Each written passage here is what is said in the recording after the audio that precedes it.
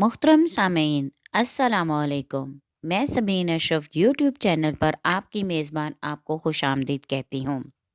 جیسا کہ آپ جانتے ہیں کہ ایمان کی شاخیں ہمارا عنوان چل رہا ہے، آج میں آپ کے سامنے 21ویں شاخ بیان کروں گی۔ اس کا عنوان ہے 5 وقت کی نماز۔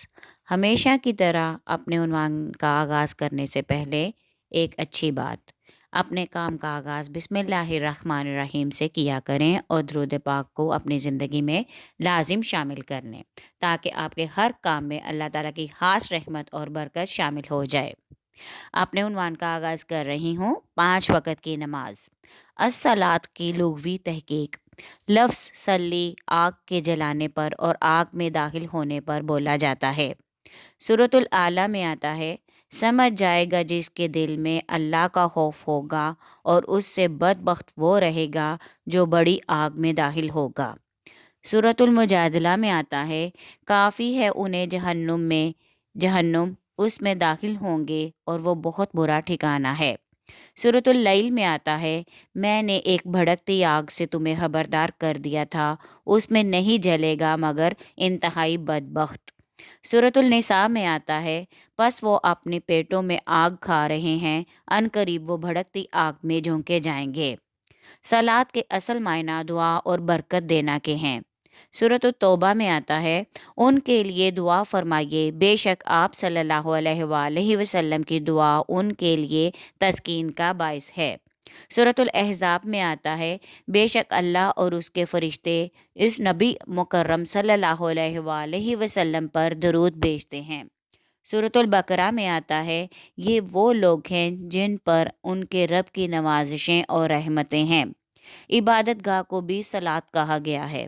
سورۃ الحج میں آتا ہے، منہدم ہو جائیں خانقاہیں اور گرجے اور عبادت خانے۔ اصطلاحاً صلاۃ سے مراد وہ محسوس نماز ہے جو نبی اکرم صلی اللہ علیہ وآلہ وسلم نے مسلمانوں کو سکھائی اور فرمایا، جس طرح مجھے دیکھتے ہو اسی طرح نماز کو پڑھو۔ قرآن مجید میں جہاں لفظ صلاۃ سے نماز مراد ہوگا، وہاں صلاۃ کے ساتھ اقام یا اس کے مشتقات کو استعمال کیا گیا ہوگا، جیسے آقم الصلاۃ، یقیمون الصلاۃ، آقم الصلاۃ، مقیم الصلاۃ۔ اسلام میں نماز کی اہمیت۔ کلمہ طیبہ کے بعد سب سے پہلا حق جو مسلمانوں پر عائد ہوتا ہے وہ 5 وقت کی باجماعت نماز ہے۔ حالت نماز میں نمازی دونوں ہاتھ باندھ کر اللہ کی عظمت کا اظہار کرتا ہے، پھر جھک جاتا ہے اور عاجزی و انکساری کے درجہ کمال کو پانے کے لیے اپنا سر زمین پر رکھ دیتا ہے اور اس کی کبریائی کا اقرار کرتا ہے، تسبیحات پڑھتا ہے، قرآن کی تلاوت کرتا ہے، امت مسلمہ کے لیے خیر و برکت کی دعائیں مانگتا ہے۔ جتنی دیر نماز میں مشغول رہتا ہے، اللہ کے منع کردہ احکامات سے رکا رہتا ہے۔ مسجد میں حاضر ہو کر اعتکاف کی سعادت حاصل کرتا ہے، کعبہ کی طرف منہ کر کے حج کی یاد تازہ کرتا ہے، دوران نماز کھانے پینے سے رک کر روزے کی چاشنی حاصل کرتا ہے، ظاہری و باطنی طہارت سے اللہ کے حضور حاضر ہو کر اپنی خدا خوفی کا اظہار کرتا ہے۔ قرآن مجید میں 90 مرتبہ نماز کا حکم آیا ہے۔ تمام عبادات میں صرف نماز کی یہ خصوصیت ہے کہ یہ امیر غریب، شاخ و گدا، بوڑھے و جوان، مرد و زن، صحت مند و بیمار پر یکساں فرض ہے۔ یہی وہ عبادت ہے جو کسی حال میں بھی معاف نہیں۔ حضور صلی اللہ علیہ وآلہ وسلم نے فرمایا، جس دین میں خدا کے سامنے جھکنا نہ ہو اس میں کوئی بھلائی نہیں، اور فرمایا، نماز دل کی روشنی ہے اور میری آنکھوں کی ٹھنڈک ہے۔ ایک صحابی نے عرض کی، یا رسول اللہ صلی اللہ علیہ وآلہ وسلم، اللہ تعالیٰ کو سب سے اچھا عمل کون سا لگتا ہے؟ فرمایا، نماز کو اس کے صحیح وقت پر ادا کرنا۔ قرآن کی تعلیمات کے مطابق کوئی نبی یا رسول ایسا نہیں آیا جس نے اللہ تعالیٰ کے حکم سے خود نماز نہ پڑھی ہو یا اپنی امت کو نماز کا حکم نہ دیا ہو۔ حضرت ابراہیم علیہ السلام فرماتے ہیں، ربی جعلنی مقیم الصلاۃ ومن ذریاتی، اے میرے رب مجھ کو اور میری اولاد کو نماز پڑھنے والا بنا۔ حضرت اسماعیل علیہ السلام کے بارے میں ہے، کانا یامرو اہلہ بالصلاۃ، یعنی وہ اپنے اہل و عیال کو نماز کا حکم دیتے تھے۔ حضرت لقمان علیہ السلام نے اپنے بیٹے کو نصیحت فرمائی، یا بنیا اقم الصلاۃ، اے میرے بیٹے نماز پڑھو۔ حضرت موسیٰ علیہ السلام کو حکم ہوا، اقم الصلاۃ لذکری، میری یاد کے لیے نماز پڑھو۔ بنی اسرائیل کو حکم ہوا، اقیم الصلاۃ، نماز قائم کرو۔ حضرت عیسیٰ علیہ السلام فرماتے ہیں، اوصانی بالصلاۃ، اللہ نے مجھے نماز کا حکم دیا۔ پھر اللہ تعالیٰ نے امت محمدیہ پر احسان فرمایا، اس پر 5 نمازیں فرض کیں، جبکہ بنی اسرائیل پر 2 نمازیں فرض تھیں۔ حضور صلی اللہ علیہ وآلہ وسلم فرماتے ہیں، میں شب معراج 5 نمازیں لے کر لوٹا۔ 5 نمازوں کے اوقات کا قرآن و حدیث سے استدلال۔ سورۃ الروم میں آتا ہے، شام کے وقت اور صبح کے وقت اللہ تعالیٰ کی تسبیح کرو اور اس کے لیے حمد ہے آسمانوں اور زمینوں میں، شام سے پہلے اور ظہر کے وقت۔ ان 2 آیات میں 5 نمازوں کے اوقات کا ذکر فرمایا گیا ہے۔ شام اور صبح کے وقت سے مراد نماز فجر اور مغرب ہے۔ شام سے پہلے سے مراد نماز عصر کا وقت ہے اور ظہر کا وقت تو صراحتاً ذکر فرمایا گیا ہے۔ علامہ علوسی علیہ رحمۃ اللہ کے مطابق لفظ عشیہ سے شام اور عشاء دونوں مراد ہیں۔ سورۃ الہود میں آتا ہے، دن کے دونوں کناروں میں نماز پڑھیے، اور رات کی نماز عشاء ہے۔ 3 نمازوں کا ذکر ہے۔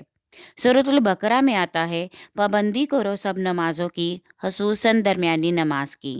درمیانی نماز سے مراد نماز عصر ہے۔ حضرت زمام بن صلبہ رضی اللہ تعالیٰ عنہ سے روایت ہے کہ نبی اکرم صلی اللہ علیہ وآلہ وسلم سے عرض کیا گیا، کیا اللہ تعالیٰ نے آپ صلی اللہ علیہ وآلہ وسلم کو دن رات میں 5 نمازیں پڑھنے کا حکم دیا ہے؟ فرمایا، اے اللہ، ہاں۔ اوقات نماز کا بیان۔ نماز کی شرائط میں سے ایک شرط وقت بھی ہے۔ سورۃ النساء میں آتا ہے، بے شک مسلمانوں پر مقررہ وقتوں میں نماز فرض کی گئی۔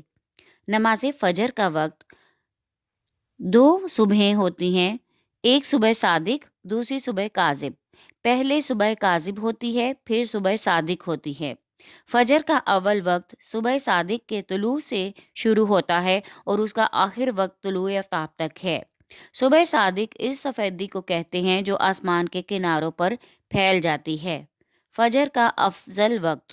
احناف کے نزدیک فجر کو روشن کر کے پڑھنا مستحب ہے، جبکہ دیگر ائمہ کے نزدیک اندھیرے میں پڑھنا مستحب ہے۔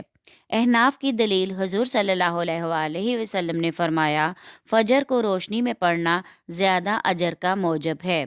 نماز ظہر کا وقت۔ نماز ظہر کا وقت سورج ڈھلنے کے وقت سے شروع ہو جاتا ہے اور اس وقت تک رہتا ہے جب تک ہر چیز کا سایہ دگنا مثلاً 2 مثل نہ ہو جائے۔ ظہر کا افضل وقت۔ موسم گرما میں نماز ظہر کو ذرا تاخیر سے پڑھنا افضل ہے تاکہ گرمی کا زور ٹوٹ جائے۔ حضور صلی اللہ علیہ وآلہ وسلم نے فرمایا، جب گرمی کی شدت ہو تو ظہر کو ٹھنڈا کر کے پڑھو۔ نماز عصر کا وقت۔ ظہر کا وقت ختم ہونے پر عصر کا وقت شروع ہو جاتا ہے اور سورج کے زرد ہونے تک بلا کراہت نماز عصر کا وقت رہتا ہے۔ سورج کے زرد پڑ جانے کے بعد اگر نماز عصر پڑھی جائے تو قبول ہو جائے گی، لیکن کراہت کے ساتھ۔ نماز عصر کا افضل وقت۔ احناف کے ہاں مستحب وقت یہ ہے کہ عصر کی نماز کو اس وقت تک مؤخر کیا جائے جب تک سورج سفید اور چمکدار رہے، یعنی سورج کے زرد پڑنے سے تھوڑی دیر پہلے تک۔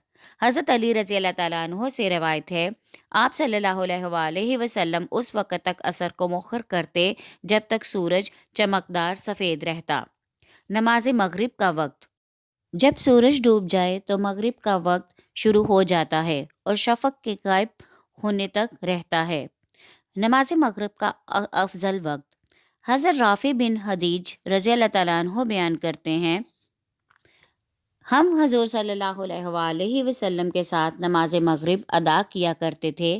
نماز کے بعد کوئی شخص بھی اپنے تیر گرنے کی جگہ دیکھ سکتا تھا۔ نماز عشاء کا وقت۔ نماز عشاء کا وقت شفق چھپنے کے بعد سے شروع ہوتا ہے اور صبح صادق سے پہلے تک رہتا ہے۔ نماز عشاء کو ذرا تاخیر سے ادا کرنا مستحب ہے۔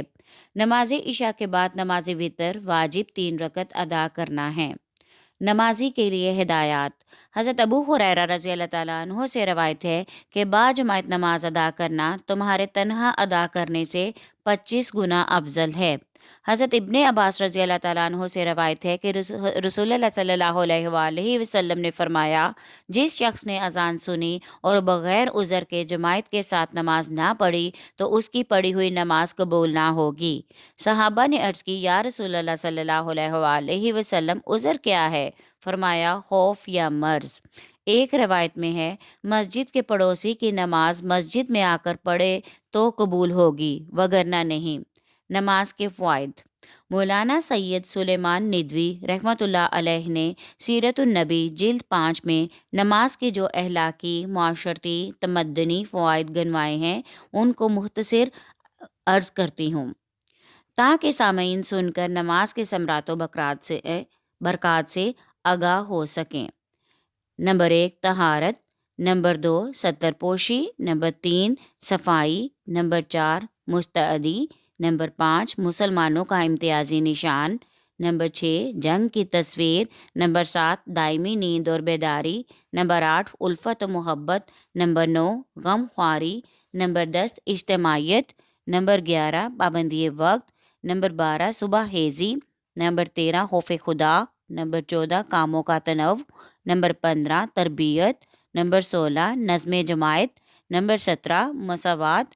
نمبر 18، مرکزی اطاعت۔ نمبر 19، معیار فضیلت۔ اور نمبر 20، روزانہ کی مجلس عمومی۔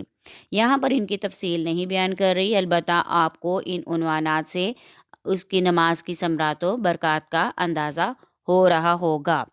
بے نمازی کے لیے وعید۔ حضور صلی اللہ علیہ وآلہ وسلم نے فرمایا، جس نے نماز ترک کی اس نے دین کو مٹایا۔ ایک دوسری جگہ ارشاد فرمایا، جس نے جان بوجھ کر نماز چھوڑ دی تو وہ کفر کو پہنچ گیا۔ مزید ایک اور ارشاد ہے، بندے اور کفر کے درمیان نماز چھوڑ دینے کا فاصلہ ہے۔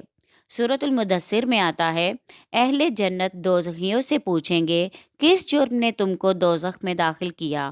وہ کہیں گے، ہم نماز نہیں پڑھتے تھے۔ محترم سامعین، اس آڈیو کو سننے کے بعد امید ہے آپ 5 وقت کی نماز کی پابندی کریں گے، خود بھی نماز کی پابندی کریں گے اور اپنی اولاد کو بھی نماز ادا کرنے کا حکم دیں گے۔ آڈیو پسند آئی ہے تو لائک کریں، دوستوں کے ساتھ شیئر کریں اور چینل کو سبسکرائب کرنا ہرگز نہ بھولیے گا۔ شکریہ۔